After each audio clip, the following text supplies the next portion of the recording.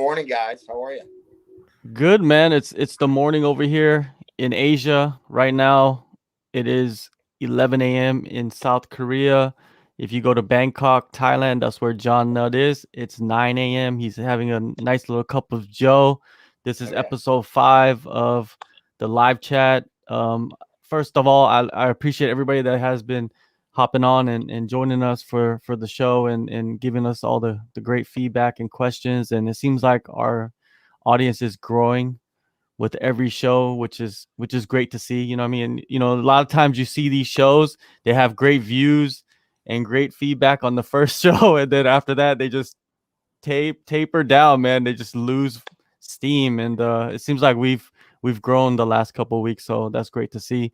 John, It's actually all about longevity, man. It's about staying in the exact game. John, you know that more than anybody, man. You've been in Yeah. Asia, you've been in the game for how many years? I was a fighter before I was doing this stuff, but I was a commentator at Patong Beach Stadium in 2006, 2007, 2008. You know what I mean? I was the first. It was Mark was before me. He was the first Falong to ever be on the mic there.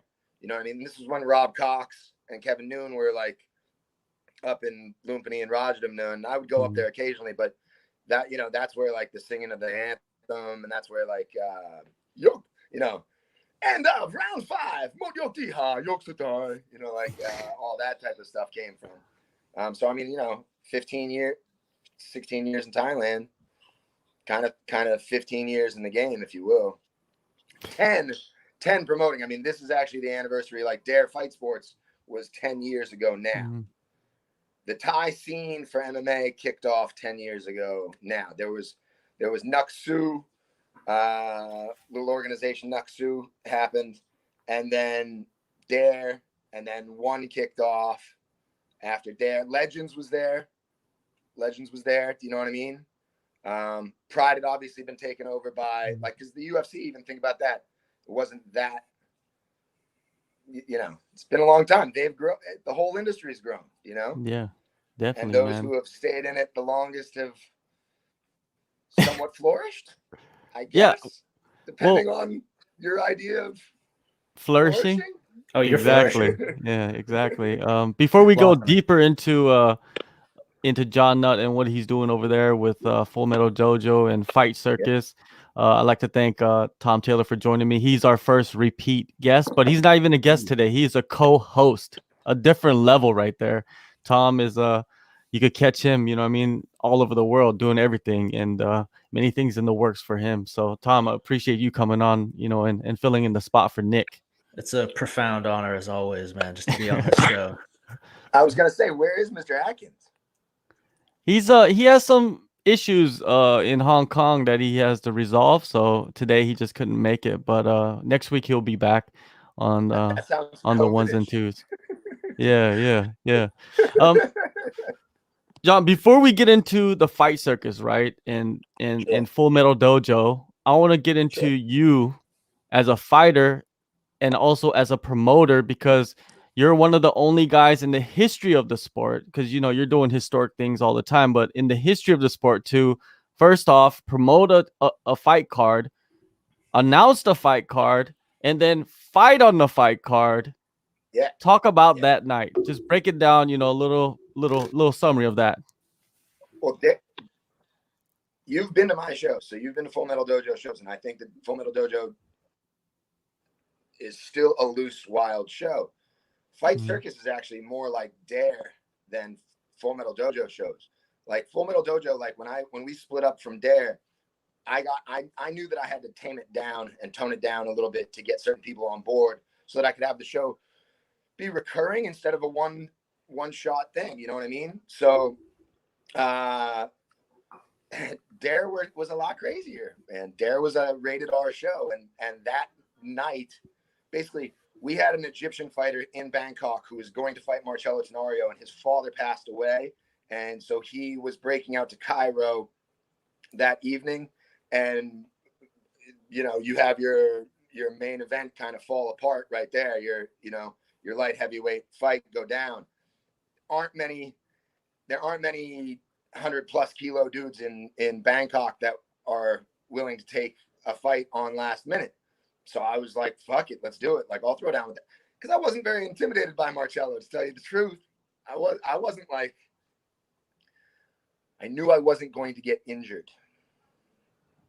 You know what I mean? And by the way, I lost that fight, but I went to the after party and was having fun, and he went to the hospital for a fucking broken nose. You know what I mean? Hey, yo, some people win.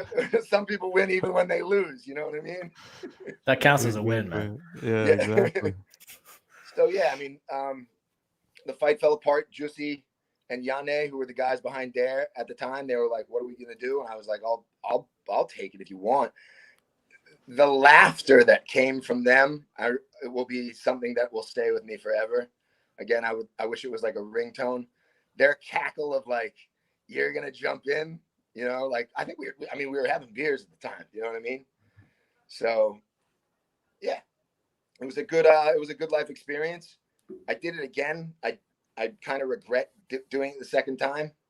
I did it for Marcelo the second time. If I didn't give him that fight, he wouldn't have gotten the fight that he got in Rebel FC in China. And so, and again, if he had gotten that, he was going to like fight Melvin Manhoff, and he lost. But like, I don't know, you got to help people's careers when you can help them out. I wish I kind of didn't do it. He called me out in front of like my wife and like brought all of her cost over, and like at the weigh-ins was like, "Can I say a few words? Like, fight me again," type of shit. So we did that the second time. The second time didn't go as well. Yeah, Can't There win you them go. all. That's Yeah. So. And by the way, I would love to take Marcelo Tenorio on again, a third time, and have that be like my last fight ever. I would love to fight him after like an actual camp, like stop drinking, stop smoking, stop all the bad habits, and try to have one last fight. And I would love to fight him in like WLC rules. You know what I mean? It's the one that I promote that I haven't gotten to do. Like, I've done all the other fighting, but I have never fought a Letway fight. I think that would be cool. I think I'd be the oldest person to ever compete in Letway too. If I was able to fucking crush Marcelo in WLC, that'd be great. Well, I guess that could be a volume 3 of Fight Circus, maybe a possibility. Who knows? I would do it on the Exactly. WLC if Gerald would do it, but I don't know how I would, because I actually WLC of all the shows that I MC is like one of the most fun. All right, let's get into the Fight Circus, man, because we got questions coming in. Luke Welling, of course, we know this guy. And he says, "Is it true that there are 3 fights on this card that involve 15 people in total?" Let's break that down. How's that working out? That is true. That is true. And he'd be referring to how we're doing a battle of the bands, because there's one band that has 4 and one band that has 3. So that's 7 people. We have Ali Muhammad, the King of Kebab, taking on Bank of No Money, MMA symmetrical title on the line. So that's 3 more. So you got 10 right there, right? Mathematic wise. And then, I mean, we have Panda Banks versus 3. So that's, well, I guess he's wrong. That'd be 14 people, right? 14 people in 3 fights. Math. Close You know enough. what I mean? That's algebra. It's algebra, Luke. You're dead wrong, bro. You're dead wrong. But yeah, I mean, We're not MMA symmetrical. It's the future, bro. It's the future. We're gonna put different concepts in there, different scenarios. Panda Banks wants to fight only off of his knees on volume 3. Woo! Now, Amazing. with these fights, man, like, are you coming up with these on your own, or do you have a think tank? Do you have a group of guys? That's been the most fun part of my whole pandemic. It's been the best part of my whole pandemic. Is like my daily meetings now are like, what are the midgets gonna wear? What, again, talking about ladyboy fights. What are some of the most weird scenarios? We discuss it with Cam Soda too, because they're throwing their 2 cents in of what they kind of, to be realistic, most likely probably can't do in Florida or don't want to pay for on a Seminole casino. You know what I mean? Let's be transparent about this, because Fight Circus is going to be very, very transparent, because I think this will last. Like, people that don't think this is going to have longevity, wait until the borders open. I have so many UFC people that have gotten in touch with me that like want to fight 2 people. Would you not want to see Chris Levin fight 3 people? I'd love that. I've dreamt of that actually. Right? So You know what I mean? is this partnership with Camp Soda? This is an ongoing relationship. Like, it wasn't just a one-off. Well, this is number 2 with them. Mhm. They say if this is successful, that we'll pen an agreement for a whole bunch in 2021. I won't give you the number, but like it'll be pretty steady, at least quarterly. You know, I don't think that this needs to happen all the time. Also, to be transparent about it, like it is the freakiest of all the freak shows. You know what I mean? But I think, like, again, I think that I can do it. I think that I'm the guy to do it. I think now is actually the time to do it. I think it fits. Like you know what I mean? Like, it's very, very natural the way it all came about. You know, people have to adjust during this pandemic. I tried to adjust for the sport. You know what I mean? I tried to adjust for the sport. Unfortunately, there aren't a lot of people that want to buy the sport. I'm being realistic. But people do want some weird shit out there, don't they? And, you know, I still have talks about prison fight quite regularly. I still have talks about like other. I am in the process of making a show called The Original, and I can say it like other people in this industry wouldn't be able to talk about this because somebody could steal it. But this is an idea that like what organization is going to do it? Like what president could do it of another one? It's called The Original. It'll happen in 2021. Mark my words. It's called The Original. And all we're doing is copying fucking UFC 1. As in, I'll be doing it in Bangkok. But we'll be saying that it's 1993. That's amazing. Are you with me? And we will have a Brazilian in a gi. And we will have a black guy with a boxing glove on. And we will have a Dutchman in just gi pants. We will have a Ken Shamrock. You get me, right? Yeah. And we will just rotate that over and over and over again. It's like a Civil War reenactment, but way better. Yes. And a real fight and a real 8-man Exactly. tournament. You know what I mean? Amazing. For $50,000 on a big fucking check. You know what I mean? Like, that shit'll be hilarious, bro. That sounds amazing. Yeah. I don't think anybody can really. The thing is with the UFC being where they are now, and especially the pandemic has helped them out worlds of wonder, right?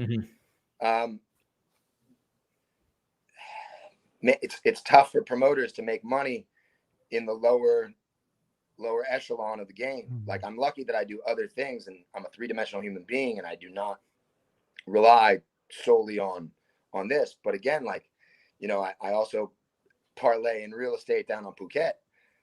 There are no tourists here. Nobody's renting villas. You know what I mean? It's crushed. People have to adjust.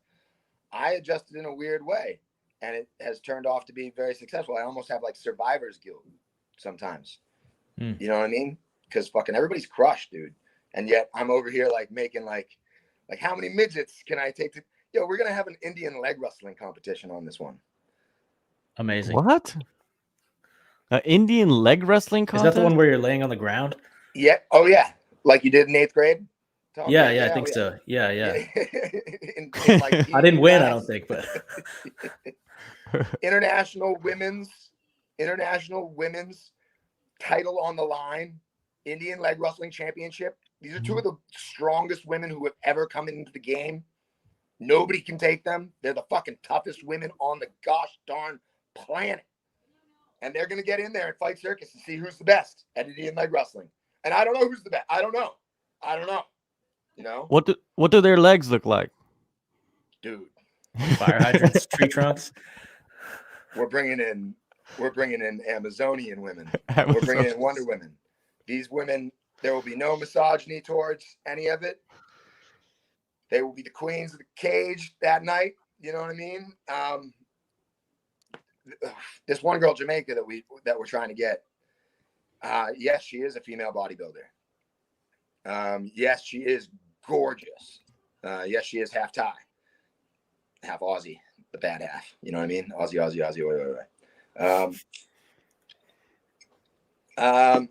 That's probably one of the free shows. I'm not actually supposed to talk about that. We got a couple other free shows that are going to go on this one.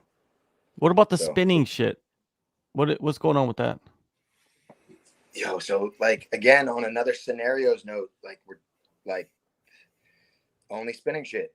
So they can move forward, but they have to actually start a combination off with a spin. Okay, they can go spinning back fist, they can go spinning back elbow, they can do a tornado kick. Tornado kicks are the only ones where they can go to kick forward first, but they have to complete the spin in the combination. Okay. Yeah. And Mikael versus Fabiano, both of them both of them have been in Thai fight. Both of them have done spinning shit in Thai fight. So they both try ninja shit all the time. Why not have them do only spinning ninja shit for a title in the only spinning ninja shit international title? You know what I mean? So they'll be on it. I'm very excited about it. We got a surprise for that one too. The winner might go on to something else. Ooh, intriguing. Mm-hmm. Quite intriguing. Only kicking. We thought it was going to be super lame the first time. I mean, I'm not going to deny that was a Cam Soda. Like they were like, we want to. By the way, because I just got out of a meeting. Like I thought this was an hour before, John. Obviously, yeah. you got my message, and so I switched up meetings and I had to talk with them before getting on with you. They really want a last minute only kicking fight, only kicking below the waist. Leg kick. Okay. Yeah, which again, like I'll be honest, like to me, I'm like, it's so easily done here in Thailand. I can easily get two Thai guys to like square off. They kick trees every day. Like it's very easy for me to make. I've also like been around the world watching fights, and I just know some of them are lame, and like I can make it entertaining. Like, and I'll make jokes about it, and those jokes will be funnier than the fucking fight. You know what I mean? But I also know that it's going to be two dudes Charlie horsing each other in the goddamn legs, and we're just going to see one of them drop, and he's going to be like, I'm not getting up, and we're going to watch the welts grow. And, I'll put that on camera later because maybe that's going to be entertaining to see a big purple leg. But I don't know, man. Sometimes I'm like, what? What are we doing here? Like, it's lame. But, so but hey. Go ahead, Tom. I was going to say, how weird is too weird? Like, where's the cutoff? You mentioned some things aren't super appealing to you. Where's the line? Is there a line? Is it always changing? It's going to always blur because this is going to try to be the satire of the sport. There's never been a satire of the sport. There's been a spectacle to the sport. That was Pride. But there's never been a satire. There's never been a Saturday Night Live of the UFC. So that's what I'm trying to do. I'm trying to get it. Dude, I don't think the fan base for MMA is good. I don't really think this industry is very good. I feel very fortunate to be able to have carved out my own little path. And if I could get the comedy fans and the Netflix people over the UFC Fight Pass people, salute. Also, by the way, like John kind of knows this maybe a little bit more than you do, Tom, but like nobody hates on me in the industry. Nobody really hates on me. And that's a bummer because I don't get much traction. But my content is better than 90% of the people that are out there. So if people start like being like, yo, he shouldn't do Fight Circus. He should not do Fight Circus. Like, it's like again, I saw El Guapo from Andy Whitelaw. He's got a question here on screen asking how you feel about Bas Rutten's warning 3 versus 1. Correct. I think it's very funny. Isn't it funny? Like Bas Rutten in his career has commentated on some of the biggest freak shows in the history. You know what I mean? So it's rather amusing that it was him that said that. And great. I understand his opinion too. I mean, it is real deal Holyfield. But if there's anybody that's done it in the game in Asia and looked out for people, I mean, I've paid for people's lacerated tear ducts. I've paid for people in the ICU. I've paid for, you know what I mean? Like I've taken care of all my fighters. That's fine. You can find fighters that shit on every promotion. you'll probably find 2 for me. You'll probably find 2. Maybe. Not bad. So, I mean, I think again, like, you know, Panda versus 3. Panda's a WBC champion. Gilberto's a BJJ black belt under Alavo. Now, he's not going to get to use any BJJ, but you're telling me that guy doesn't know how to fight? And then we got a Thai guy that's fought 4 times in Loop, and he's had over 100 fights.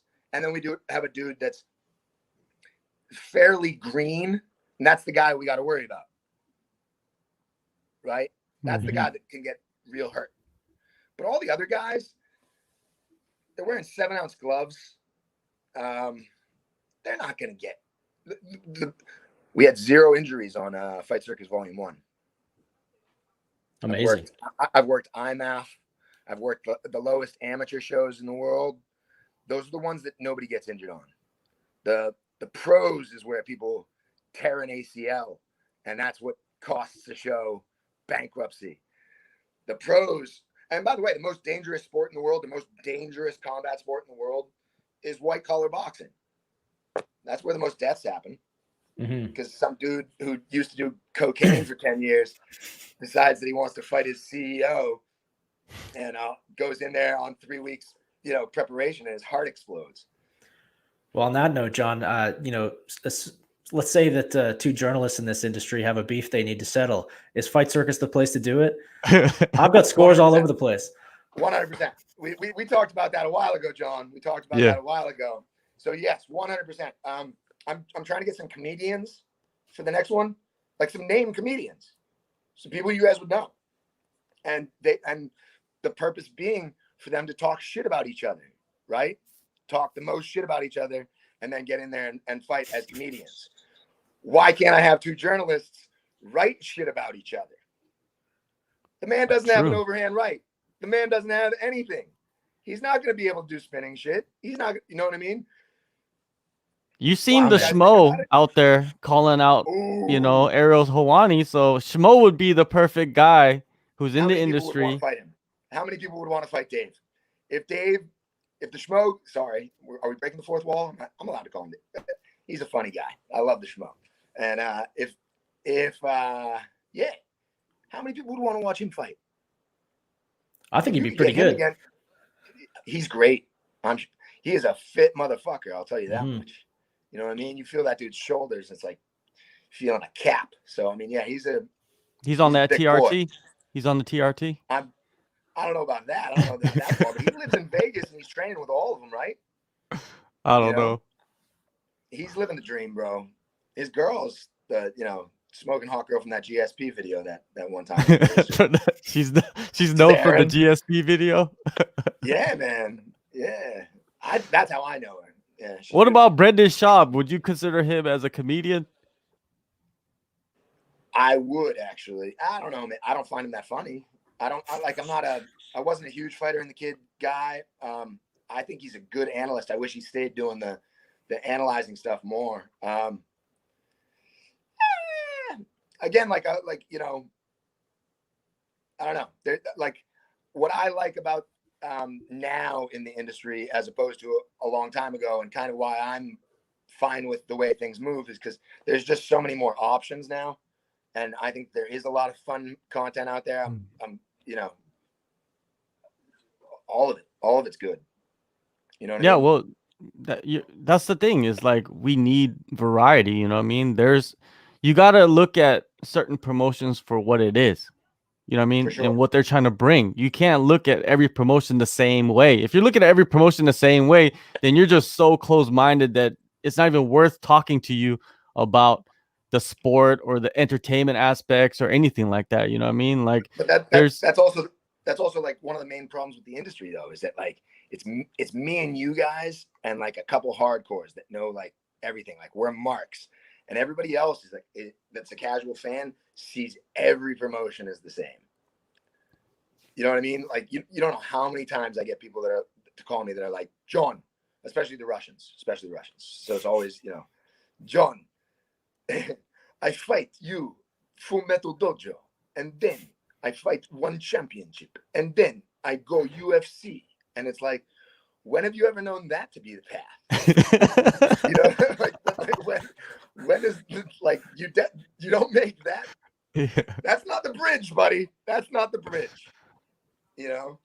Yeah, that's the problem. That's a major problem in this industry, man. And I feel like people don't realize that shit. Like, you got to look at it the way, you know, it's supposed to be looked at. Not like there's only one filter. There's many filters in this industry, and you got to put them in as you look at different, like your promotion. You know, even Full Metal Dojo. I interview guys all the time, and sometimes I'll interview them and I'll look up, you know, their record, and then I see like, damn, this dude fought at Full Metal Dojo too, and he lives in Canada, right? And he's fighting in the UFC now, and I'm like, so I gotta ask him, you know what I mean, during the interview, like, hey, you fought at Full Metal Dojo, man. That's not something that is, you know, a common thing in this industry. It's very rare, and everybody says the same thing. It's like, it's one of those experiences that you'll never forget. And I've been to a few of the Full Metal Dojo shows. I want to go to Fight Circus, but it's just too hard right now. I can't go to Thailand and do a 2-week quarantine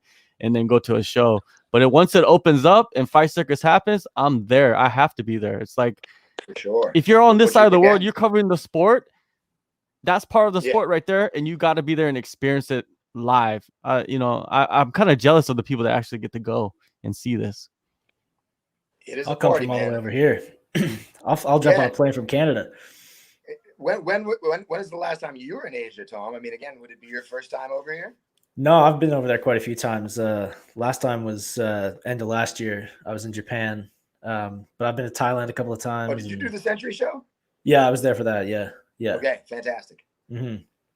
Yeah, I've been all over the place over there. I need to get back, man. If it weren't for this darn pandemic ruining everyone's fun. That dude, it is, man. It really is. I mean, like, it's a blessing and a curse. Like for me, like, because I just had a new baby, and my family is now down in Phuket. And Phuket, without the Chinese tour buses or the big Russian tours, the beaches are amazing. So like, my kid's on holiday, and I'll get off this with you guys and take him to Nihon Beach, and it's going to be pristine. You know what I mean? A screensaver. But at the same time, you just see economic fallout. Everybody's business is closing. You know what I mean? All of the fighters, it's crazy because I heard a huge percentage, like 70% of like the Patong, Bangla, Sinam Yen Road circuit, 70% of those fighters have turned to fishing. Jeez. Like, whereas in America, like, we go buy guns, they go buy fishing rods. You know what I mean? Like, it's gotta get that eat somewhere. You know what I mean? So, gotta feed the family. So yeah, pretty wild, man. So going back to the Fight Circus, right? It's going down November 21st in Thailand, 21st for Tom. Okay, 21st in North America, 22nd in Asia, and it's going to be streamed on Cam Soda, so everybody can see it. No problem, no issues. People don't need to do no VPNs and all of that, right? I don't think so. I don't believe so. I mean, for Tom, he's fine. I think there might be some Asian countries, but they again, like, I mean, just watch out for them.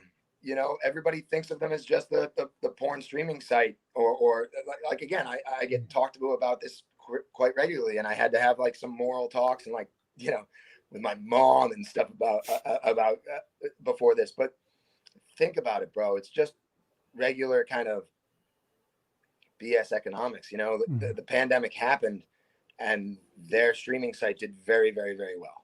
Why is that? Because people were at home and had nothing to do, so they were getting roasted and watching girls, right? Well, now their streaming site is getting bigger, and they wanted to go into other things. He's talked to me about race car driving quite a bit.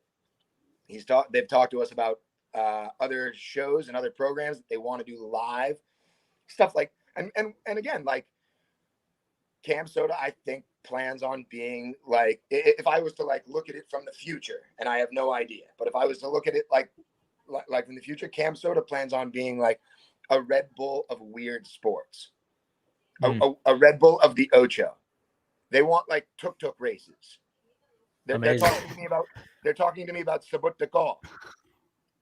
Do you know Dakal, Tom? No. I don't know. No. Dakal is the volleyball with your feet, 3 versus 3 people Yeah. at a net where you have like a little wicker ball. It's like huge in Myanmar, but like only where small people can put their fucking leg above their head. You know what I mean? And play volleyball with your feet. You know what I mean? Like, so if I would imagine that their success is going to continue. Just based on how the world's going. And if they're successful and they like our product, I'm going to keep going with it. Why wouldn't I?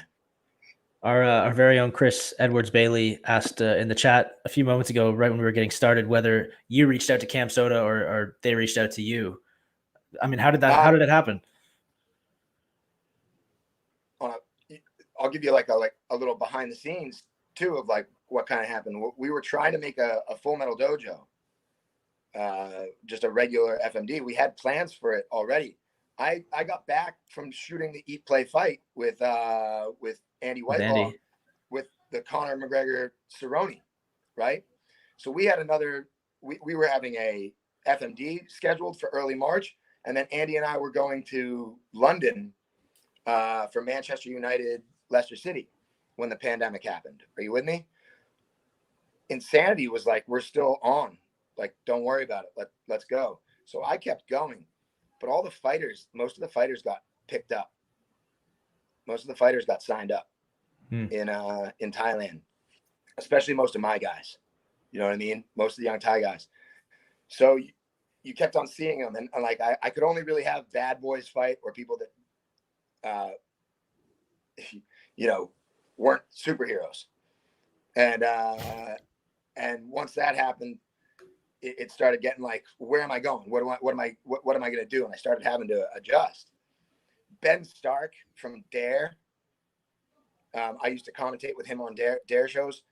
Me and him have stayed in touch like quite a bit. And he's friends with the guys from Camp, this guy, Icy Mike, who's like, by the way, like Icy Mike, those guys, like they have the code for live streaming access of channels of currency, right? They made that. They could have sold that to Facebook. They could have sold that to anybody. They went into their own thing, and they're crushing it. They did an MMA show years ago, and it cost them a bunch of money, and it didn't get good fan service. We talked about what we wanted to do. Ben Stark put in touch. I started talking to Icy Mike, and it happened naturally like that. You know what I mean? It was very fluid. And again, I think it personally happened at a very right time. Or at least the world needs some weird shit right now, right? Or it's just a very weird time. I can do this and like have people entertained, and they won't take it that seriously because of I live my life like an Irish pub, no religion, no politics, so we don't need to talk about it, but it's a fucking weird time, isn't it? Sure is. And this is a match made in heaven. You guys in Camp Soda, I think that's I mean, you couldn't have scripted it better, I don't think. Dude, he was Kimbo Slice's manager. A lot of people don't know that, but like there's a UFC on UFC Fight Pass on one of the fight lores. Go watch the story on Kimbo Slice. Icy Mike is Mike, his manager, and they did all the he did all the backyard shit before we were doing this. So it's not like he's not a pioneer. I mean, it was amazing for me. Again, you want to know what's funny is when you're also working with a company where like they're basically buying my product. I'm making them the show. Do you know what I mean? Which is how I had to adjust. Larger companies that have big bankrolls that we all know about and could talk about, but let's not. Those shows have investment capital. I do mine still like on events coordinating. So like not having ticket sales hurts. Not having alcohol sale kills. So to be able to sell it to a platform is fantastic. On the last show, because we're on the other side of the globe and I'm not talking to them daily. George Masvidal, when he like texts out about watching Fight Circus, that's amazing. How the fuck does that happen? And then I actually sit back and I'm like, oh, George Masvidal. There's a connection there. Fought bare knuckle boxing in Miami. You know what I mean? Who are the kings of Miami? The Cam Soda guys. You know what I mean? Oh, that's 2 and 2 together. Friends share other people's shit. You know what I mean? So, Chris Cyborg. You know, why was Chris Cyborg tweeting about Fight Circus? Maybe because she's been to Ali's barbecue 9 million times on Soy Thai. You know what I mean? Exactly. She's been a top team so many times, and she's eaten Ali's barbecue so many times. I mean, Ali's like one of the most famous people that I could have on in Thailand. It's hilarious. 46-year-old Iranian with a fucking gut. You know what I mean? And he's the best. Yeah, definitely. Now, we were talking earlier about like filters and looking through filters at this sport or entertainment or whatever you want to call it. And you're, putting your promotion, even Full Metal Dojo and Fight Circus into the same category as like one of the major promotions. I don't think that is right. I feel like you guys are in your own different lanes. And this is kind of like segueing to what happened last weekend. And I wanted to talk about this on the live chat because every week I talk about something that deals with like journalism or the media or the press or whatever. And I wanted to get into Steve-O, you know what I mean? And everybody loves Steve-O. And yeah, he's great. He's funny. Jackass. Who doesn't love Jackass, right? He's done some legendary things with that. And he's changed and turned his life around. Exactly. Turned his life around. So no hate on Steve-O, as because he's done so much in his career, right? But my problem is him being on press row after the fights. Like, there's so many guys out there that put in so much work as a journalist, as a media member, that should be sitting in that seat, should be asking those questions. And some people will probably say, hey, why are you hating on Steve-O? You know what I mean? I'm not hating on Steve-O. Because I've been credentialed to the UFC. I've been to UFC events. So it's not like I never have sat in that seat and asked questions. You know what I mean? I'm saying that it's like, if you want to be looked at as a sport and media is part of that sport, you have to take the media seriously too. You know what I mean? You can't filter through like journalists and say, oh, you can't come to the UFC events, but you can come to the UFC events. And then at the same time, let Steve-O sit on press row after the show. Steve-O's a celebrity. He's not a journalist. He's not a media member. He's a guy that could gain access to fighters, to individuals that we would, like someone like me, would never be able to gain access to. But he's sitting in a seat where a guy like me should be sitting, you know what I mean, asking questions. You know what I mean? I'm not saying that me in particular, but somebody in the media should be sitting there and asking Glover Teixeira questions about the fight, not saying like, I don't, people say, oh, there's media members ask stupid questions. But that, I mean, again, you're discussing the evolution of the UFC, even through their media. You know what I mean? Because remember, like who was it for Cerrone McGregor? It was Ocho. Yeah. He sat there. Are you with me? And they're gonna bring a celebrity in. Remember, so I love the UFC. Let's not get it twisted. You know what I mean? I'm a fanboy still. I've gotten to keep my passion because I've never worked for a larger company. I would never work for the UFC because I'm not a 27-year-old woman. That's who they hire. You know what I mean? And luckily, I've gotten to keep that, and I've gotten to be there too. But I've also got to see, like, my favorite time for the UFC is still the end of the Zuffa era. When they signed with Fox, it became a completely different thing. And now that they're signed to the ESPN, it's a completely different thing. And so, John, like, before when they were with Fox, they had other people that weren't reporters that got to stick their 2 cents in there. Do you know what I mean?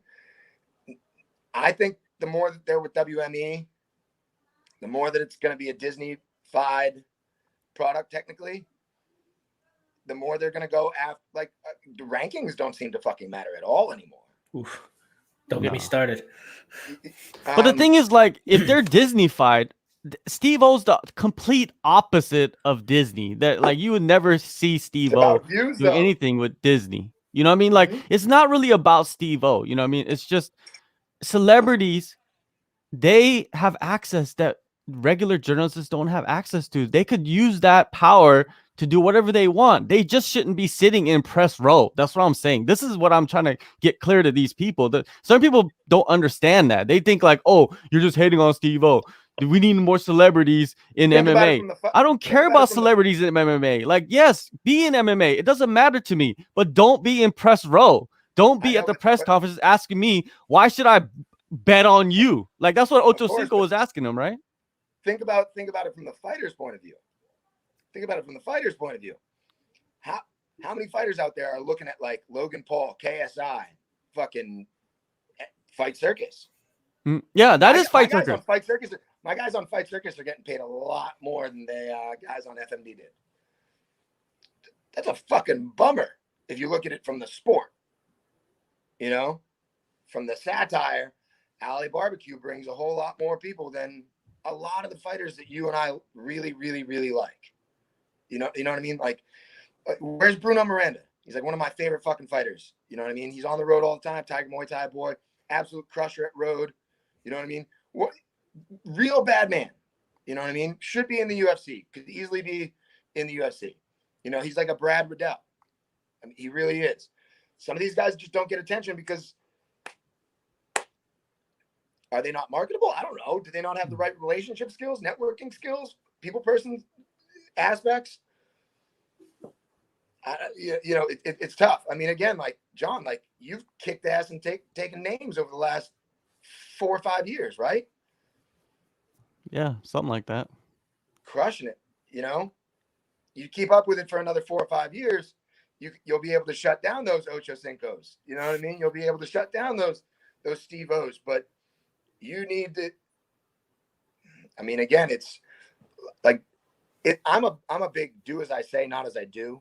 I'm anti social media, although I do Facebook. I stay away from it because I think it's bad for your health.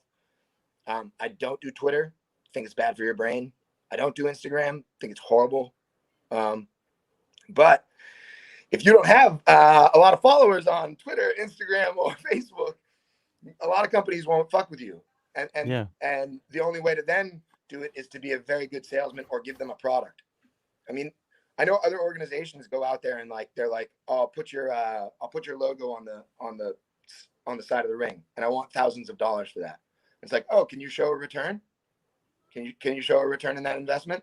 Because I don't know if I really want to put my fucking airline or my beer on your cage when I'm not going to get anybody to buy a ticket or a beer. With me, we make them a commercial. I do video work for my clients. You know what I mean? I give them a package that says you get X, Y, Z. You get this in return. You get this. Hey, did you used to pay $30,000 for a 5-minute documentary and then a 3-minute spot and then a 2-minute this and then these articles and then Hyon Ko talking about it, Tom Taylor talking about it, this guy, you know what I mean? It goes down the list, and then I'll make that for you. You know, like people, they feel like, okay, this dude, he's jealous of Steve. I'm not jealous of Steve-O. Steve-O is like, I don't care about Steve-O. Like, I don't care about celebrities. It doesn't matter to me. You know what I mean? I'm just trying to, you know, from my point of view and what the UFC is trying to, the product, you're saying product, right? The UFC is trying to create this product like it's a sport. That's what they've been trying to do for a long ass time. And part of that sport is the media, right? Do you like if Steve-O was at Fight Circus, I would be like, yes, give me Steve-O at Fight Circus. That's a match made in heaven right there. Correct. You know, like, do you see the NFL having Steve-O at press row? Do you see the NFL having anybody other than journalists on press row?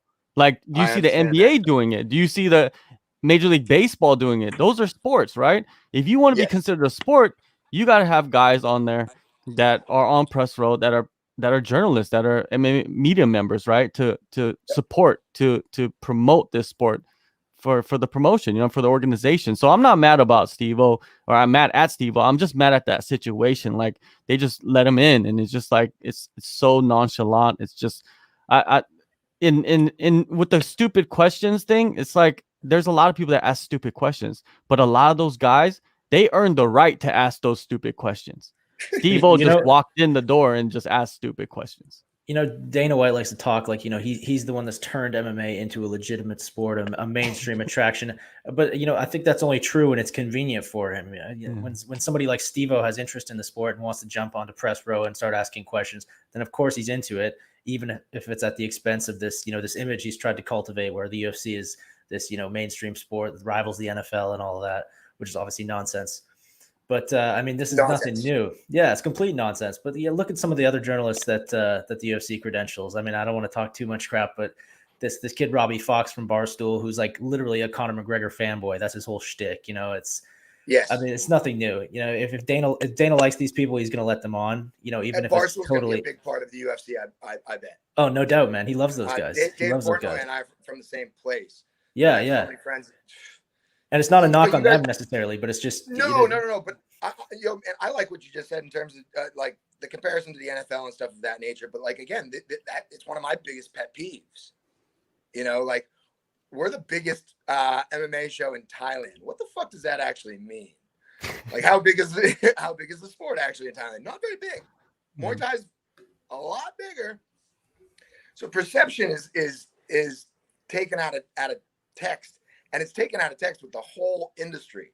Because, again, like people are like, UFC purchased for $4.3 billion. Oh, my God. Yeah, the New England Patriots are like $5.6 billion, and they're one team of the NFL. How many teams are there? You know what I mean? Like, we're not as big. We're not nearly. I love when people like talk about fighter pay, too. Again, I understand, and unions and all the rest of it. Good luck. For me, the best promoter of all time is Vince McMahon. Mm-hmm. And then you got some boxing promoters that I like, but Dana White obviously did his thing. Some of them are just crazy businessmen, though. Some of them are just, it's not, again, and like, I bet Dana still has the passion. I bet he still wants to watch fights, but I bet you'd also like a weekend in Mexico away from them every once in a while. You know what I mean? I don't know. It's a fun industry, though. It's a fun industry. I don't know, Tom. Again, where does Asian MMA stand over in Canada nowadays? You know what I mean? Nothing. Well, it depends who you ask. It's a big part of my life, of course, but I'm just one guy over here. But right. But it's it's catching on for sure. A lot of people think that MMA is the UFC still over here, which is unfortunate. But But yeah, I know if Fight Circus keeps making some noise, then hopefully we can change that.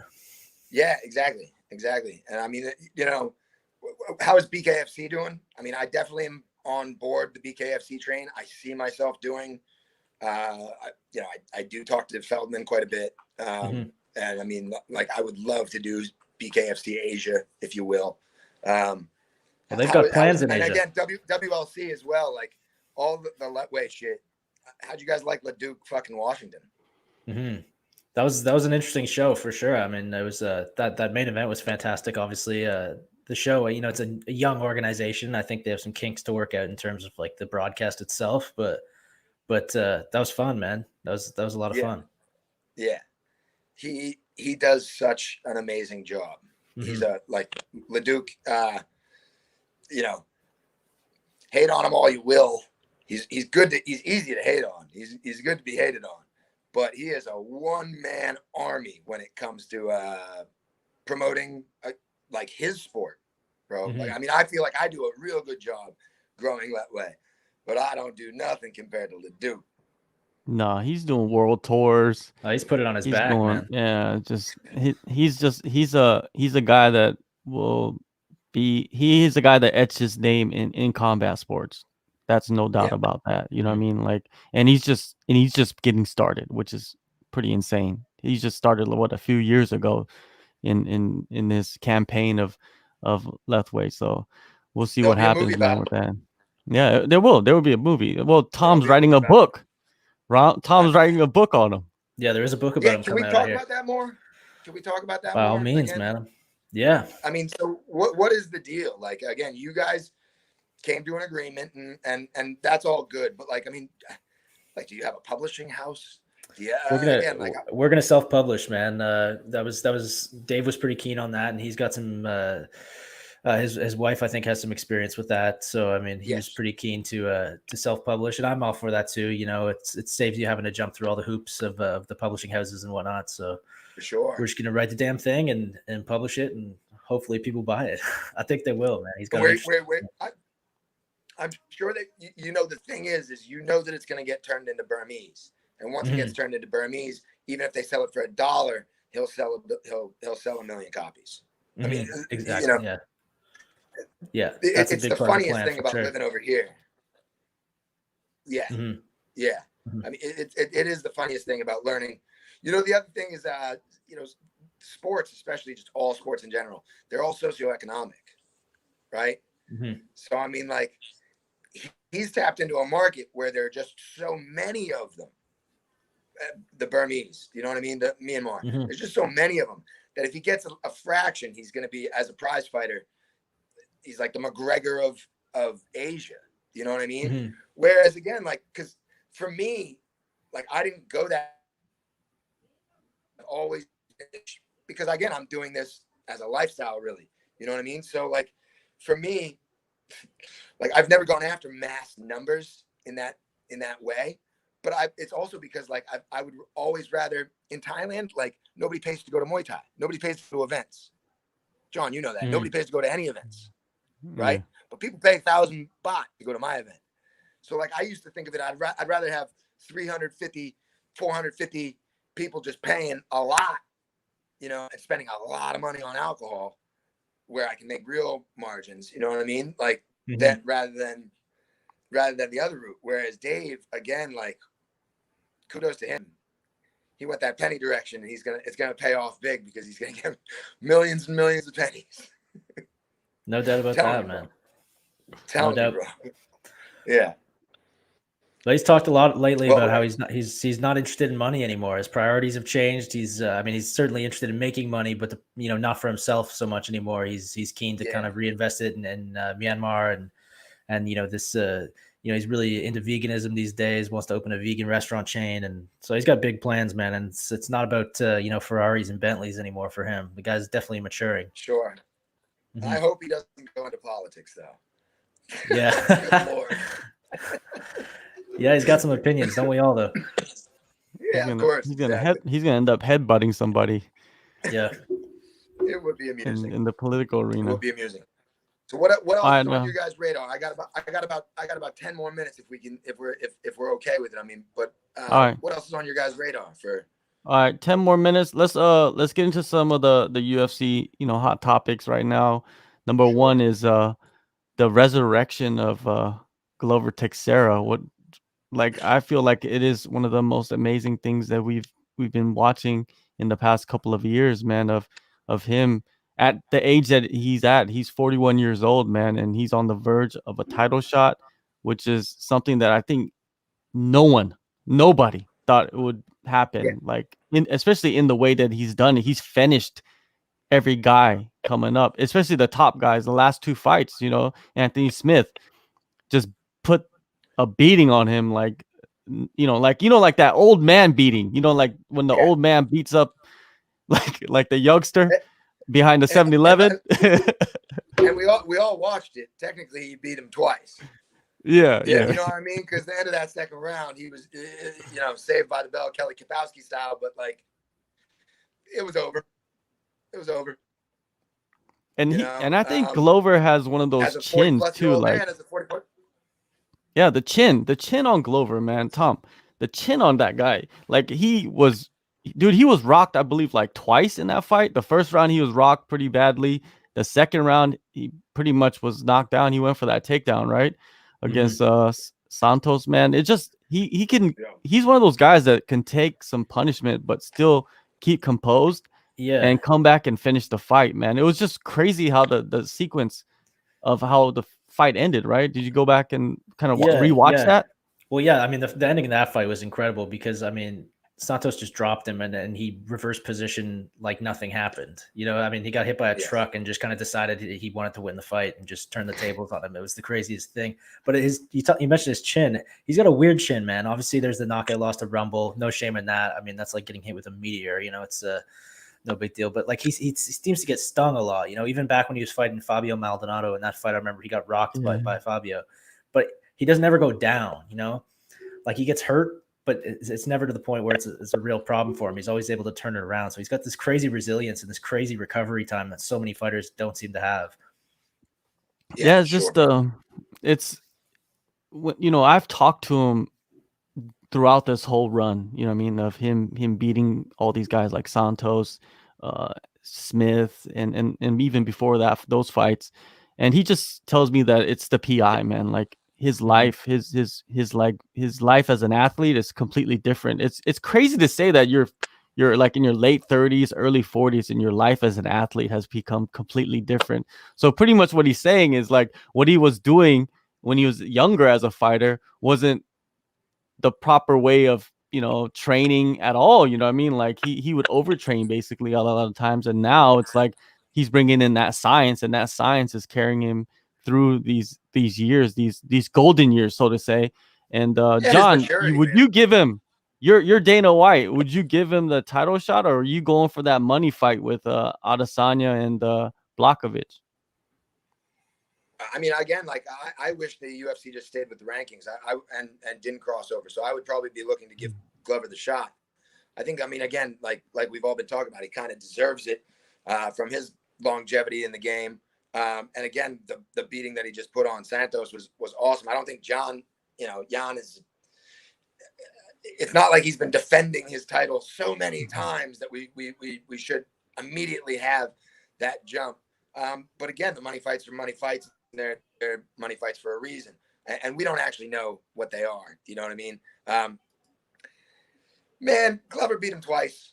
It was crazy again, and everything you guys are saying is spot on. So I think give him a shot. You know what I mean? The other one that I found crazy on the other 40-plus-year-old man, and the guy that got like the biggest win bonus from Reebok, obviously, is Andrei Arlovski. You know what I mean? Like for him to be doing what he's doing at the same time. And he and Glover both kind of said the same things that you were talking about in terms of their younger careers. Maturity has to do with it. You know what I mean? You probably don't party the way that you used to. I mean, I don't, as a 40-year-old man. You know what I mean? Everybody, I got the reputation for it, but I don't do it. You know, you do mature into your body, and like you become a bigger, swole dude, and there are things that change, and maturity is definitely one of them. And being super strict about the path that you're following, which I think, again, both Arlovski and Teixeira are doing, you know, so those guys are epic. I think part of it too is just the way the sport has changed over the years. These guys have been around the sport for so long, you know, and when they were getting started, the teams were smaller, the coaching was less kind of focused, you know, you didn't have the nutritionists and the, you know, all these newfangled machines and the, you know, the cryo freezers and stuff that everyone's using now. And now you've got places like the UFC PI, and you know, you've got these super camps popping up all over the place where you have all these specialists under one roof, and guys are really just able to kind of like fine tune their careers in ways that wasn't possible, you know, even 5 years ago.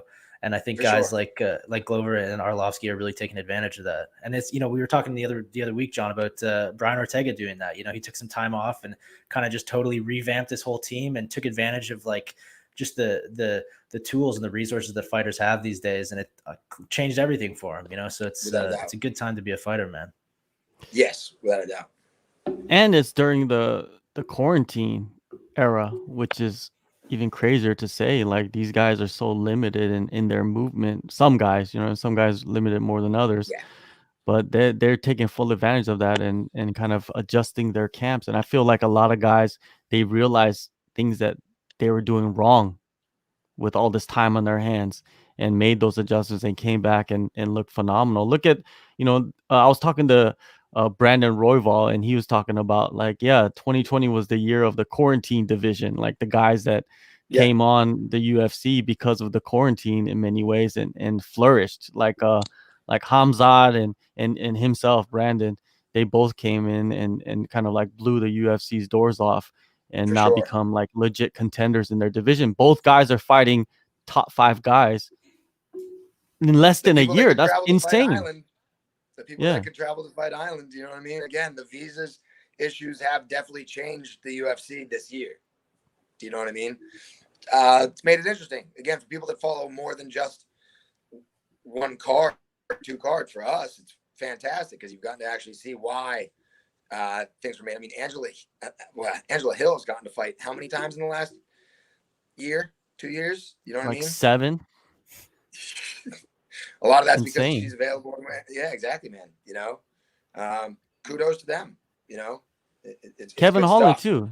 He's 4-0 this year. Yeah, That's crazy. And he's about a main event. He's getting rewarded for fighting so many times and winning this year. And you know, he hasn't fought the best competition, but he's, you know, took last minute replacement fights and won all the fights and had some highlight reel, you know, finishes. And now he's stepping in against Jack Hermanson in the main event. And Kevin Holland's not even ranked. Jack Hermanson is number 4 in the world. That's rewarding somebody. Yeah, it's pretty wild, man. It is wild, man. Guys, I got to jump off with you. All right. I mean, no worries, man. Keep it going. Oh yeah. I got to give a shout out to all my people in South China. You know what I mean? Kunming, Sanya, the home of Jason Strathans, the Meg. Go watch that piece of dirt. And Hunan, all the people, you know, HK. Love you guys. All right. Tom Taylor, man. Hats off to you. Nice to talk to you, man. Good work, John. Oh, you too. We'll talk soon, okay? All right, Salute, man. Guys. Later. All right, man. We're gonna continue on for about another half hour. You know, usually these live chats we go about 90 minutes, so we got about 30 minutes left. If you got any questions, comments, you know, just put them over in the chat. But the first thing, man, and I just found this out today. I was interviewing Martin Day, and he trains out in Hawaii. He's getting ready for his fight against Anderson Dos Santos in Las Vegas in a couple of weeks, and he trains at Hawaii Elite. And you know who else trains at Hawaii Elite? Lowen Tayenes. Oh, and I got some information from him that Lowen is in fight camp right now for December. No way, man. Yeah, that's hey, you know, I just found that out today. I haven't released the interview because I just did the interview before we hopped on, but yeah, it's you know, it's out there. I'm gonna put it out. Do you know who he's fighting? You don't. No, we don't. I don't know, but I've got some hunches right off the bat, man. Yeah. There's gonna be some shakeups right here, man. I know that Ariel Sexton is in the gym, and you know he's in the States right now too, just like Lowen is. So if Lowen's able to get to Singapore or wherever, then you know conceivably Ariel is too. Yeah, that'll be a fun fight, man. Clash of grapplers. Yeah. You know, Amir Khan is there in Singapore waiting for a fight too, I'm sure. Damn, man, that's exciting. That one lightweight division it's heating up, man. Yeah, that was a surprise, man, because I didn't expect it. I was gonna ask him about it because I know Lowen trains over there with him, and I guess he's been helping him for this fight, and then at the same time in camp for his fight. Maybe he shouldn't have said it. I don't know, but I got the information during the interview, so I guess you know it is what it is. You know, it's out there. Yeah, so I'm very excited. Yeah, we're not leaking fight. No, he's gonna be fighting. You know, what I mean, it's not like you know, but I guess it's December. We got Leon. Let's see what Leon says. Leaping Leon. Oh, let's see. Wait.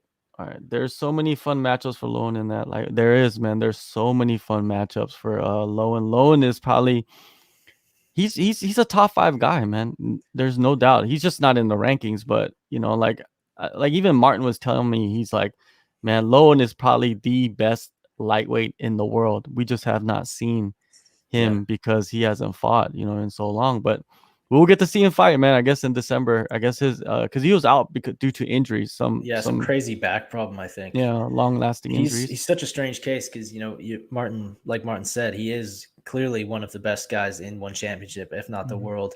But it's a hard argument to justify because there's just not a lot of evidence to prove it. You know, he's fought so rarely over the last couple of years, but when you do see him fight, you just see this force of destruction, man. The guy's an absolute juggernaut. So if he can get healthy and start, you know, fighting a couple of times a year, man, I mean, he's got to be favored to beat almost anyone that he comes across in one championship. Even Christian Lee, I would think.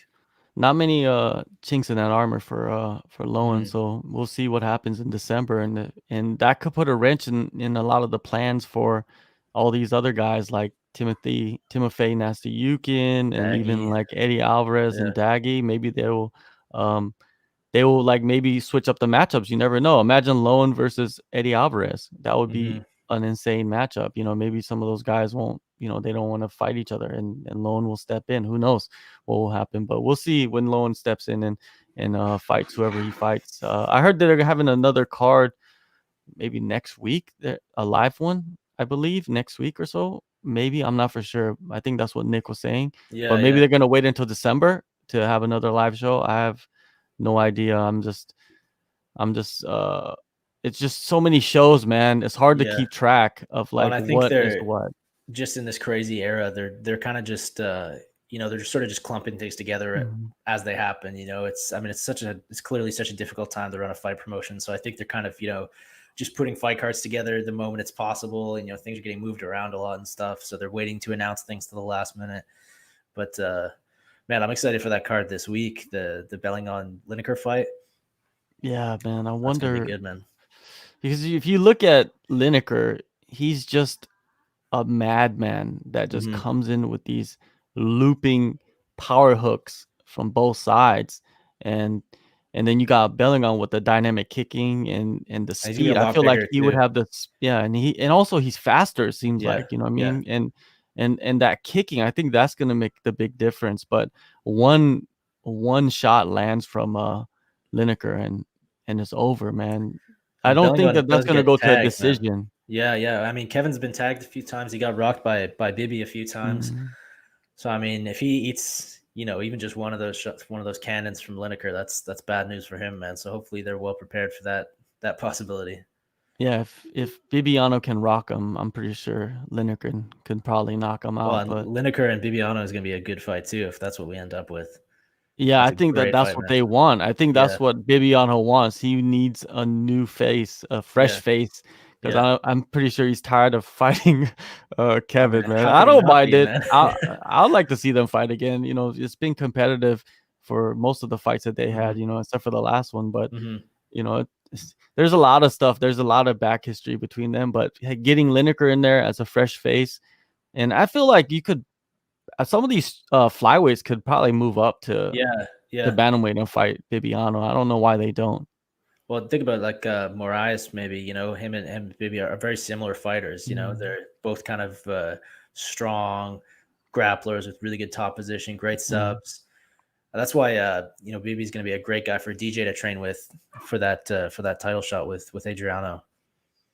If he's Yeah. able to get over the border and train with him, that's the question. Yeah, I don't think that's happening. And Mighty Mouse, he's been pretty quiet as Mhm. of late. You don't really see him much out there on social media or anything. He's But a dad. He's got like 11 kids based on his Instagram story. There's always just a million kids running around his yeah, posts and stuff. And I think he's he's wary of the risks of traveling and fighting and yeah. stuff these days. And I think he's potentially just not in any rush. Not he's probably concerned with putting his family at risk by traveling and stuff. So I think he's just kind of taking it easy for the moment, which is The understandable. quarantine, also That's the it, man. quarantines. I don't think a lot of these fighters like the Yeah. idea of the quarantine. And from what I heard, man, even the quarantine in Singapore is pretty strict Hmm. leading up to the fight week. During fight week. So I don't know, man. Word travels fast amongst the fighters and coaches and everybody. So we'll Yeah. see how the quarantines affect everybody moving forward. What's next? Let me see.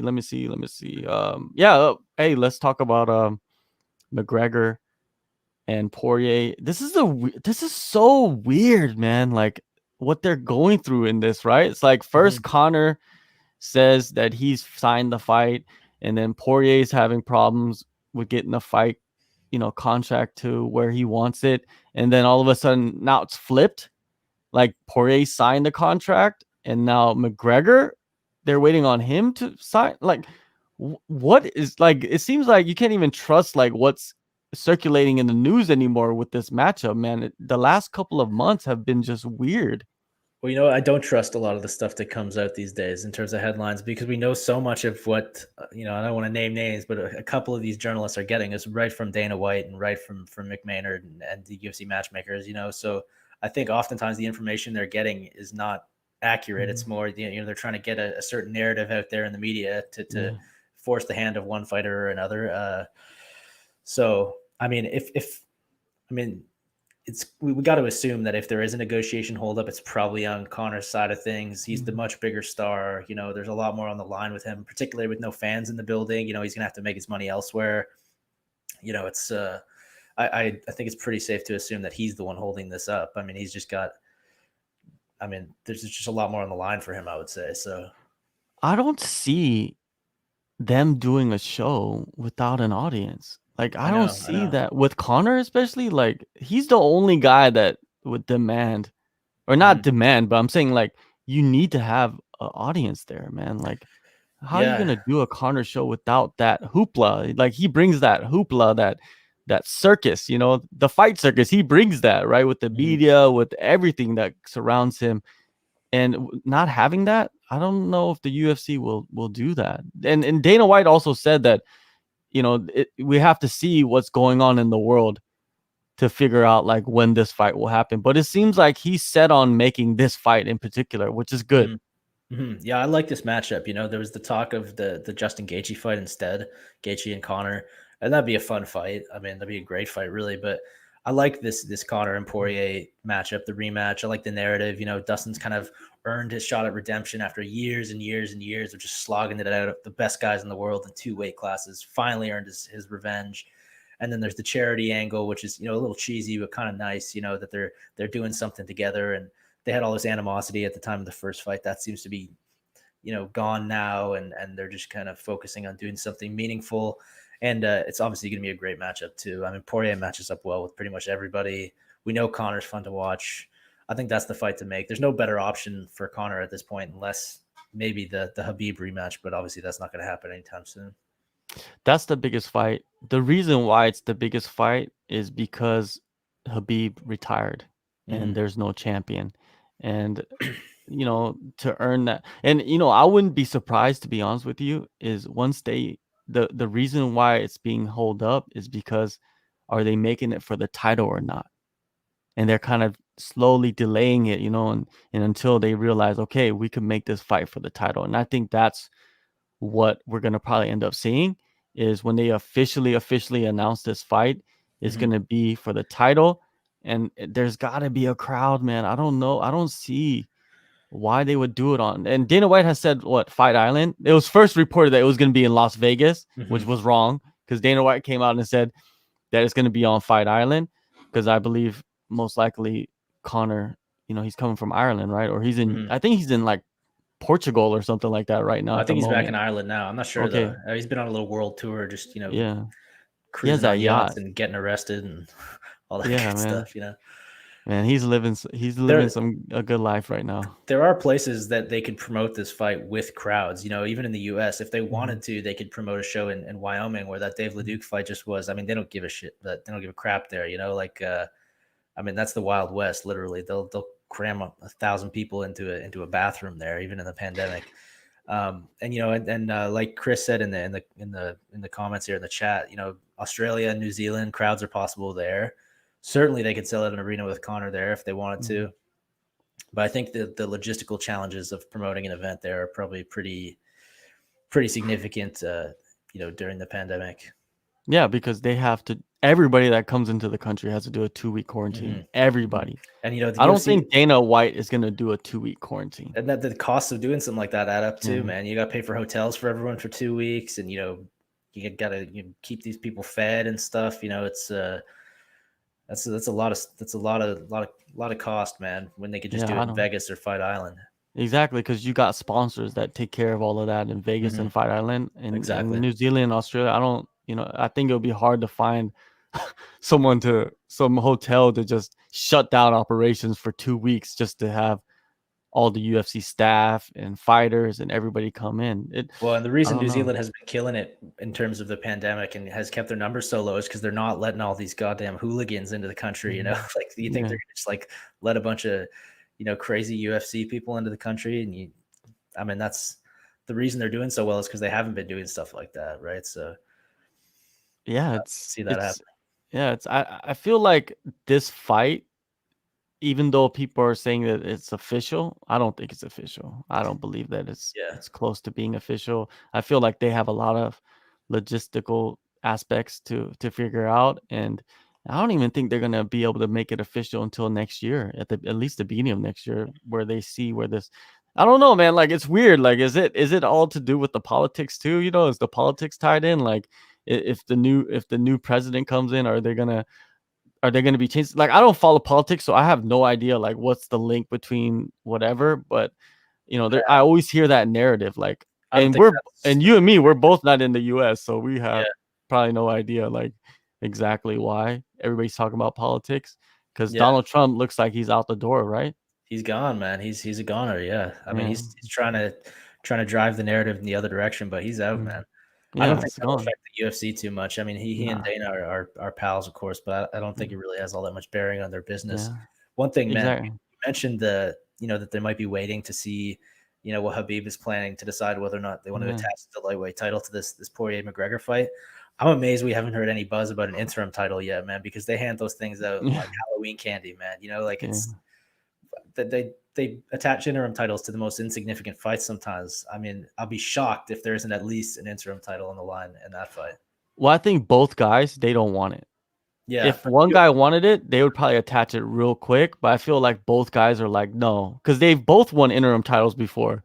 Conor at featherweight and Dustin at lightweight. I don't think Dustin wants to fight for another interim interim title, right? It's like, who else would, who is, there's not, it's not, it doesn't fare well to the guys that have won interim titles and they go fight for another interim title. Tony Ferguson, right? Like, that's what happened to him. Mm-hmm. He won the interim title, lost it, and then he went and fought it for it again against Gaethje, and he lost that fight. He wasn't be able to get the interim title. So I don't think these guys want to fight for interim titles, and that's good to see, man. Like, and Conor, seeing him back at lightweight, it's much better, man, because I feel like at 170, most of the fights he will take, he will be the underdog, man, big time. You know what I mean? Like in that weight class. So it's good that he's back at lightweight, and I feel like lightweight is going to be the division that he should have always been at. Mm-hmm. And this Poirier fight, I don't know who I give the edge to in the rematch, to be honest with you, because Poirier does have power, and his striking has become more dynamic. But man, Conor just has that power, though, man. That zip line left hand that just, if it touches you, and he's so much faster. Poirier's fast, but Conor is definitely faster. Obviously more accurate. I mean, he's a more accurate striker than just about anybody, and he does have that power. That's just an X factor in every one of his fights. If you could just land one clean punch on the chin, I mean, it worked on Poirier the first time. I mean, there's really no reason to believe he couldn't pull it off again. So just that Eddie Alvarez fight, you just go back and watch that. That's almost like it reminds me of like when Anderson Silva dismantled Chris Lieben or Forrest Griffin, even. Yeah, it's kind of like at that level where it was like, whoa, but it was for the title, which makes it even crazier. You know what I mean? And Conor was the challenger at that time, so it's like, man, Conor was at that point, he was like at this extreme confidence to where I don't think anybody would have beat him in the lightweight division. I would have liked to see him fight somebody like Khabib then, Exactly. Then, not after the Mayweather nonsense, when his focus was maybe not quite where it should have been, and he'd made all this money and he didn't need to fight anymore for money. Yeah, that he peaked after that second Diaz fight for sure. That's when man, that was like the most. Yeah, he was the most accurate, the most powerful, the most, I think, mentally focused he has ever been, because it was that double title, the double champ, for like, I guess the first ever to hold both belts at the same time. Like that motivation that put him into another category of of mental toughness. But after that, it seemed like it's just like at this point, all he can possibly be driven by is just like competitive urges, because he's already made history as the 2-division champ. He's already broken all the pay-per-view records. He's already made millions and millions and millions of dollars and started all these side ventures like the whiskey and all that. There's nothing. I mean, he doesn't need anything. He's made history. He's made his money. He's not chasing anything at this point, really. The only thing that can be driving him, I mean, by my estimation at least, is just like an urge to fight and beat people and compete. And I mean, that's all well and good, but he's going to be a lot hungrier. He surely was a lot hungrier when he had to, make these big paydays, when he was just on the come up and stuff and trying to make history rather than just, be better than somebody on the night. Yeah, that's another aspect that makes this fight interesting, is like, where is he mentally? Because physically we know that he's capable of beating pretty much almost anybody in that division. It's just mentally and his training too. Like, when you're at that level, can anybody tell you anything? You know, can a coach come in and be like, shut up and listen to what I have to say, follow my instructions? Can you do that? Can Conor sit back and play second fiddle? That's the thing. Has he been, when did it switch for him? You know, when did he just stop listening to his coaches, and his coaches are just like secondary voices in his head? It's you know, that's the thing that I'm worried about, because I think with Poirier, he's reached another level in his, on the mental side of the game. And I think like he can go in against anybody and he'll look at him as the same opponent. It's just, you know, it all depends on what happens inside the cage. And you know, and he shows you that he could come back from a terrible loss too, when he lost to Khabib and then came back and beat Hooker, and that was a dog fight too, you know what I mean? And he was hurt in that fight and he came back and won. And man, that division, man, like, So Poirier, good. he needs to go and get this fight right away. And I feel like, if a lot of people are gonna hate it, but I feel like if Khabib is retired for real, and you've seen his manager Ali tweet 30-0, so he's always teasing that out there, and I'm pretty sure he's giving his 2 cents into this matchmaking, you know, getting into the DMs with Sean Shelby and Mick Maynard and Dana White, and you know, and doing something on the side. Who knows? But I think that something's there. But if he does, I feel like the UFC should put the belt on the line with Conor. And a lot of people's not gonna like that, but I feel like that's what they need to do. I agree. Of all the matchups, you know, available at lightweight, if they're crowning a new champion, that's the one that makes sense. And I think, you know, it's hard to imagine Conor not being a part of the next lightweight title fight, whoever he ends up fighting, just because he's such a huge star and he has accomplished so much. On the flip side, I mean, Dustin deserves it. You know, he's beat so many other good guys at lightweight. He's fought everybody at lightweight and featherweight. I mean, the guy's leveled up, like you said. He's been around forever, and seeing him win a UFC title, I mean, just as a fan, you know, taking all my, you know, alleged journalistic integrity out of it, you know, like seeing Dustin Poirier win the title would just be such an amazing moment, you know. I mean, it'd be like when Michael Bisping finally won the title. Yeah, you know, he's always been good. He's always been right there, but it's kind of hard to imagine him taking that final step and winning the title. So to actually see him make good on it and make that happen would be so amazing, man. I'd love to see that. Those are the stories, man, right there. Jan Blachowicz, Yeah, Bisping, and if Dustin Poirier can do it and get revenge at the same time, you know what I mean? Getting that revenge, I think that's key, and especially in a title fight.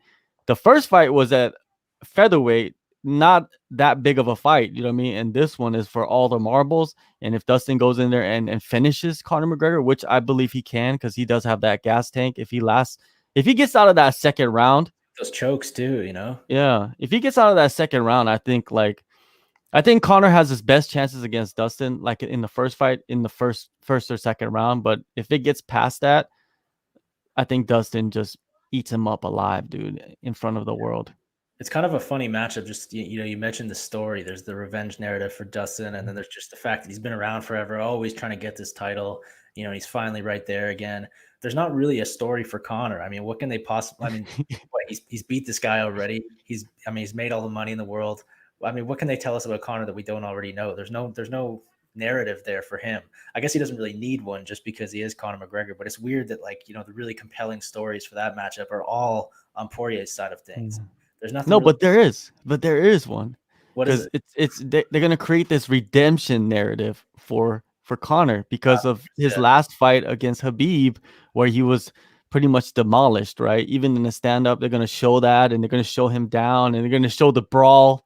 You know, they're gonna show all of that, and then him like kind of digging himself out and beating Cowboy Cerrone, another guy that you wish would get a title shot and win the title too eventually in his career, but it looks like it's less likely with Cerrone.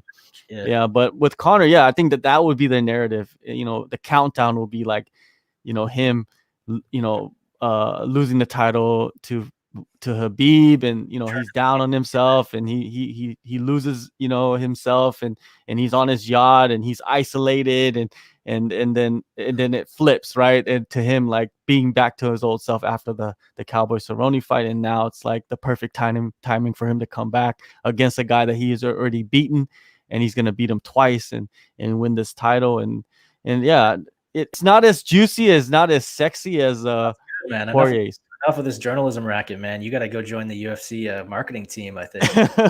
Scripts. I think that's what they will do. I think that's if you look at the countdowns and when they do it right. One thing the UFC needs to learn from boxing is how boxing does their like countdowns. Yeah, man, I don't even watch boxing, but sometimes I'll go in there and watch those like boxing countdowns for like especially Floyd Mayweather's countdowns, dude. Those are the those are the best, man. Like in those big fights, they do it so well, how they narrate it, and I think like they do a couple of them. It's not like just one episode, right? They do a couple of them and follow them around, and they do it really well. I like it. What is it? Look at this guy. Yeah. Any hotties in the chat? That's funny.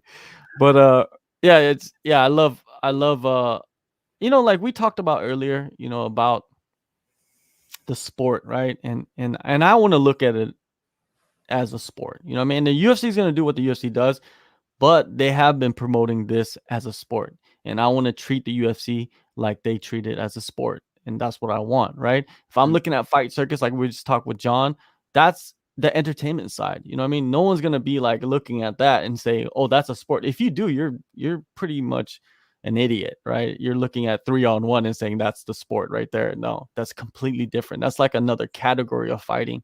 It's like, it's like comparing judo and bare knuckle boxing. It's like, come on, like there is no comparison. Yeah, they're combat sports, but there is no comparison. So, that's the way I want people to remember what I'm trying to say about the Steve-O situation. And I feel like nobody's talking about the Steve-O situation. Like when MMA media comes into question, people just like, they don't want to like call people out or like, and kind of point out stuff that's going wrong because they don't want to burn bridges, right? It's not about burning bridges. It's about like pointing out something that is very odd that's going on and saying like, this is my opinion. You could agree with it, or you can not agree with it, but this is what I feel. And I feel like that is lost in a lot of the media in MMA. I think you summed it up very succinctly when you were mentioning it earlier. I mean, like you said, Steve-O has this huge platform, and he's got a podcast, if I'm not mistaken. He's got a huge podcast, and I think he had John Jones on earlier this year or something. The guy doesn't need to be filling a chair on press row. That chair should be going to somebody, like us in theory. I mean, we've had that chair. We don't need that spot, but somebody that's really been working hard to try to earn that spot, and gain access to these fighters in a way that they haven't been able to before. Steve already has access. He can get an interview with probably any UFC fighter he wants. Just ask the UFC PR people to have this fighter on his podcast. He doesn't need to be sitting there. There's tons of hardworking journalists trying to make a name for themselves, trying to earn that seat, and the fact that he was in it is definitely disappointing. As far as the sport goes, man, like it's only a sport when it's convenient for Dana, man. Like, I could talk about this all night. He talks about, legitimizing MMA and turning it into this mainstream thing that's kind of, changing it from human cockfighting and all of that.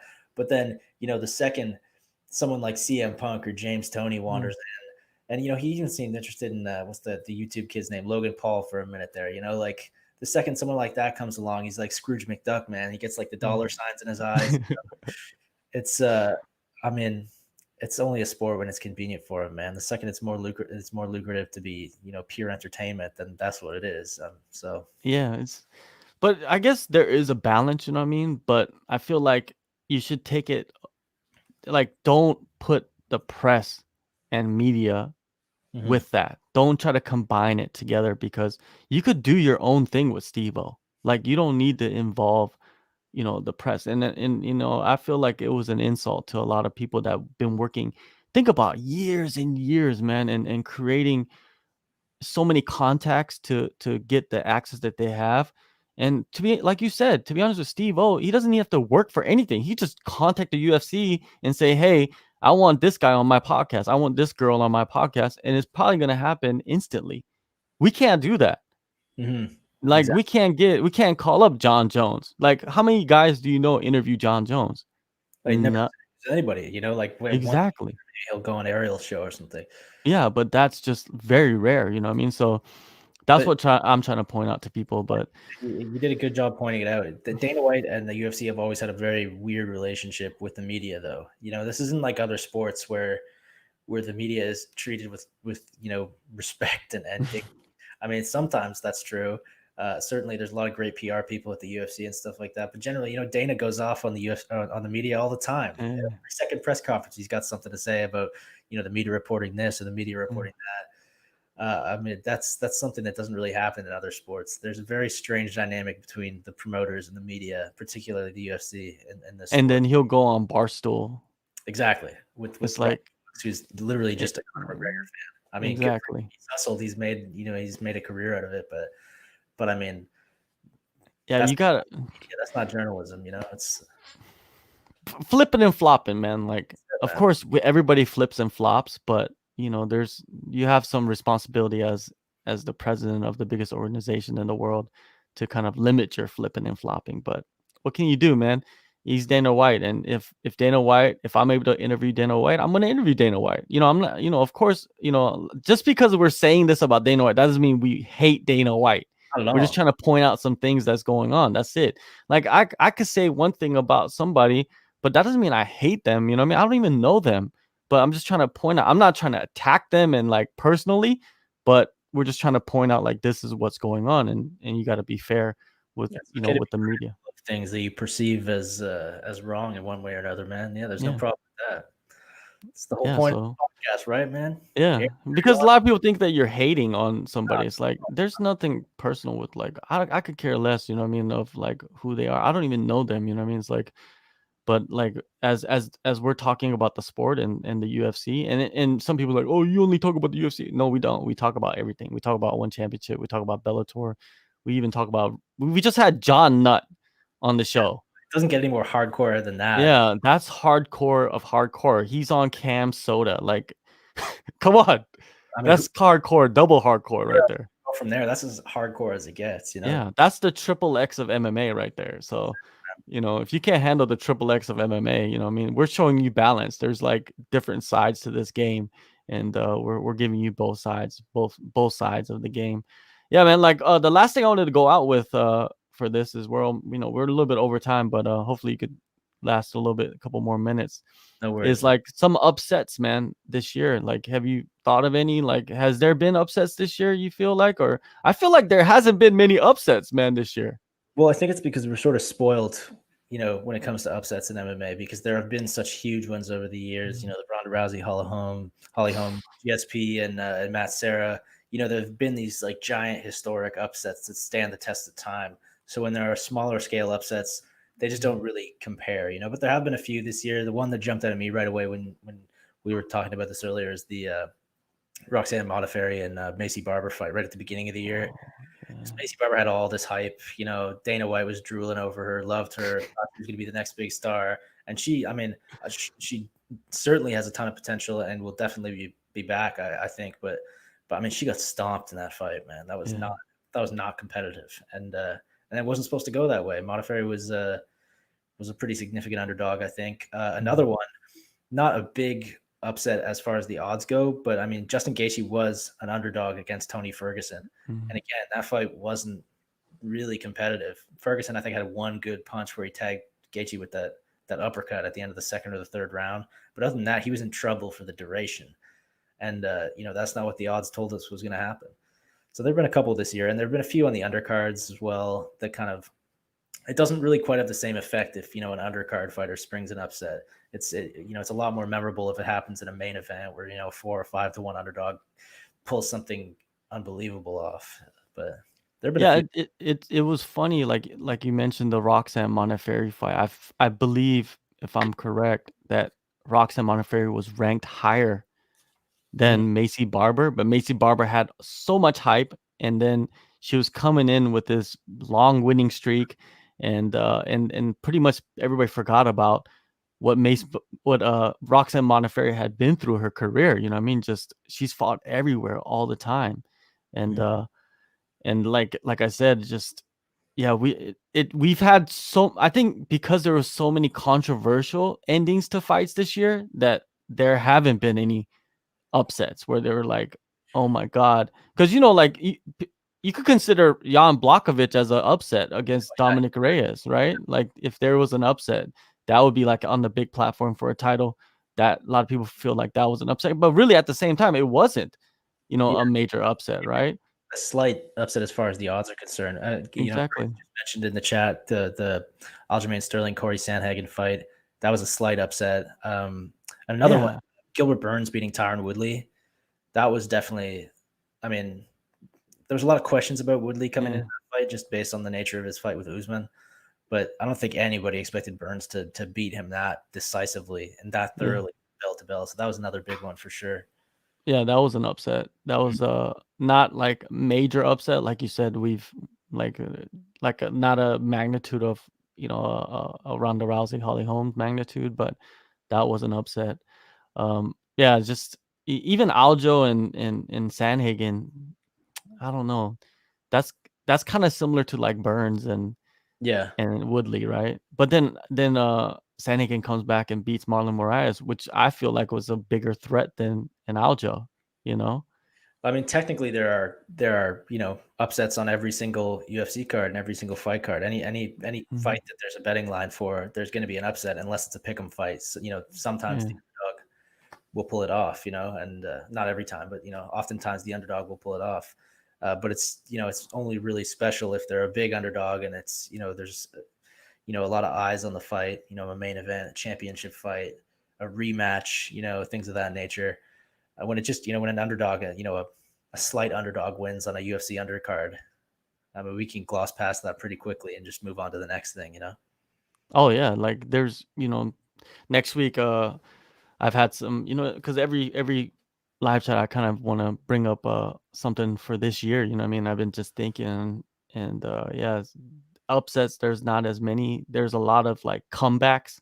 There have been a lot of comeback fights of the year. Also controversial endings. Like there's but I guess it's slim pickings for upsets of the year. But man, it has been a wild year for MMA because there's so many cards now. We complained about so many cards before, right? And now it's like holy guacamole, right? Like just so much going on, man, worldwide that it's impossible to keep up, man. Like me, I just kind of stick to the UFC One Championship, some of the Bellator stuff, and then some regional stuff out here in Asia. But other than that, man, I can't follow everything, dude. It's impossible. Person's only got so much bandwidth, man. You just can't consume all of this information. It's impossible. Yeah, and there's guys out there like on Twitter 24 hours a day. I don't know how they do it. I don't know, man. Probably don't have jobs or girlfriends. Yeah, go out there and get a job and get a girlfriend and live your life a little bit, man. Jesus. Yeah, it's crazy, man. But anyways, yeah, man. I think we done a good time length, man. Tom, of course, man, your guy. I love you coming on every single time. So you always, hey, if you're watching this, you're gonna know Tom is gonna be here. So if you're mad, I don't give a shit. So, anyways, Tom, always great to have you, man. Follow Tom on Twitter, on his Facebook. What did you Instagram? All of that. Just type in his name. He's the only Tom Taylor. Are you the only Tom Taylor? I mean, there's tons of Tom Taylors, unfortunately. Okay. There's a famous comic book writer named Tom Taylor. Sometimes I'll get messages from like Marvel Comics fans being like, I love that issue of Wolverine or whatever. I'm like, oh, thanks, man. It was easy. But yeah, I'm the only Tom Taylor in MMA, I think. So hopefully. All right. Well, Hook, like, yeah. Oh, okay. Sepulot just hopped in for the last 20 minutes. So, shout out to Sepulot. Yeah, just make sure to hit the subscribe button, the like button, the share button, comment below, give us your thoughts on some of the topics that we went through, Steve O, what is it, upsets of the year, put them in the chat. And next week I'll be back with another Canadian, man. I'm just been Canadians all day every day.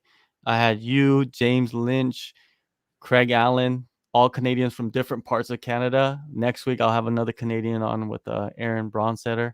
Ooh, nice. And he'll be on here, and we're going to chop it up. So everybody listening, thank you so much for joining.